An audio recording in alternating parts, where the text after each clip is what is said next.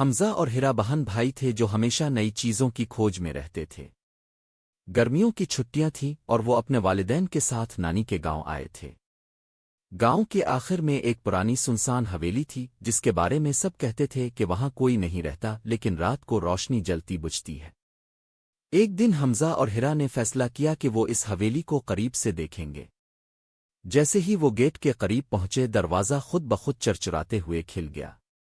وہ دونوں ایک دوسرے کو دیکھنے لگے۔ یہ ہوا کا اثر ہو سکتا ہے، حمزہ نے سرگوشی کی۔ حویلی کے اندر داخل ہوتے ہی انہیں ٹھنڈک کا احساس ہوا، جیسے کوئی انہیں دیکھ رہا ہو۔ دیواروں پر پرانی تصویریں لگی تھیں، مگر سب کے چہرے دھندلے تھے۔ اچانک ہیرا نے ایک سرگوشی سنی، مدد کرو۔ حمزہ نے جلدی سے پوچھا، تم نے بھی کچھ سنا؟ ہیرا نے سر ہلایا اور دیوار پر ایک عجیب نشان کی طرف اشارہ کیا۔ یہ نشان ایک چابی کی طرح لگ رہا تھا۔ جیسے ہی حمزہ نے نشان کو چھوا، دیوار میں ایک دروازہ نمودار ہو گیا۔ دروازہ کھلتے ہی دونوں ایک اندھیرے کمرے میں داخل ہو گئے۔ وہاں ایک پرانی میز پر موم بتی جل رہی تھی اور اس کے قریب ایک صندوق پڑا تھا۔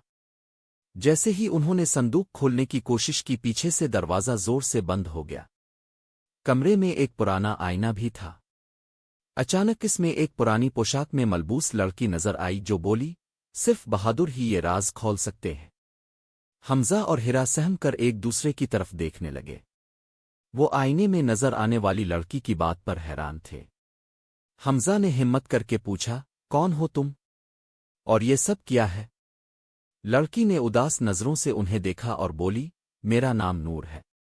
میں برسوں پہلے اس حویلی میں رہتی تھی۔ ایک ظالم جادوگر نے مجھ پر جادو کر دیا اور میں اس آئینے میں قید ہو گئی۔ جو بھی اس حویلی میں آتا ہے وہ خوفزدہ ہو کر واپس چلا جاتا ہے۔ مگر تم دونوں بہادر ہو، شاید تم میری مدد کر سکتے ہو۔ ہیرا نے جلدی سے پوچھا، ہم تمہاری کیسے مدد کر سکتے ہیں؟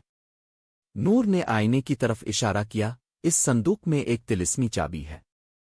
اگر تم اسے ڈھونڈ کر آئینے میں لگا دو تو میرا جادو ٹوٹ جائے گا۔ مگر خبردار، یہ آسان نہیں ہوگا کیونکہ جادوگر نے حویلی میں کئی جال بچھا رکھے ہیں۔ حمزہ اور ہیرا نے ایک دوسرے کو دیکھا اور سر ہلایا۔ وہ نور کی مدد کرنے کے لیے تیار تھے۔ انہوں نے صندوق کو کھولنے کی کوشش کی، مگر وہ بہت بھاری تھا۔ ہیرا نے غور سے دیکھا تو پتہ چلا کہ اس پر ایک عجیب لاک لگا تھا جس پر کچھ الفاظ کندہ تھے۔ صرف سچائی اور بہادری ہی اس دروازے کو کھول سکتی ہے۔ حمزہ نے سوچا، شاید ہمیں کوئی خاص جملہ بولنا ہوگا۔ ہیرا نے کہا، ہم نور کی مدد کے لیے یہاں آئے ہیں اور ہم سچے دل سے یہ کام کرنا چاہتے ہیں۔ جیسے ہی ہیرا نے یہ الفاظ کہے، لاک خود بخود کھل گیا اور صندوق کے اندر ایک چمکتی ہوئی سنہری چابی نظر آئی۔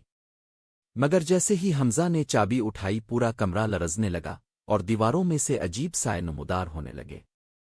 جلدی کرو، چابی آئینے میں لگاؤ، نور نے چیخ کر کہا۔ حمزہ نے ہمت جمع کی اور چابی آئینے میں لگا دی۔ جیسے ہی چابی گھومی، ایک تیز روشنی نکلی اور پورے کمرے میں پھیل گئی۔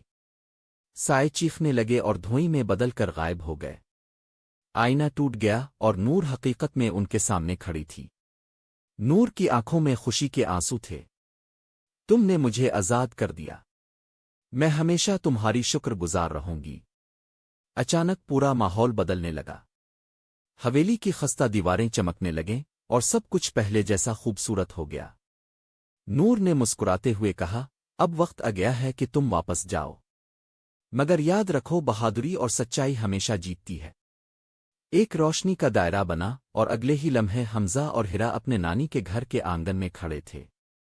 وہ حیرت سے ایک دوسرے کو دیکھنے لگے، جیسے کچھ لمحے پہلے کا واقعہ ایک خواب تھا۔ مگر حمزہ کی مٹھی میں اب بھی وہ چمکتی چابی موجود تھی، جو اس بات کا ثبوت تھی کہ جو کچھ ہوا وہ حقیقت تھا۔ یہ گرمیوں کی چھٹیاں ہمیشہ کے لیے یادگار بن چکی تھیں اور حویلی کا راز ہمیشہ کے لیے حل ہو چکا تھا۔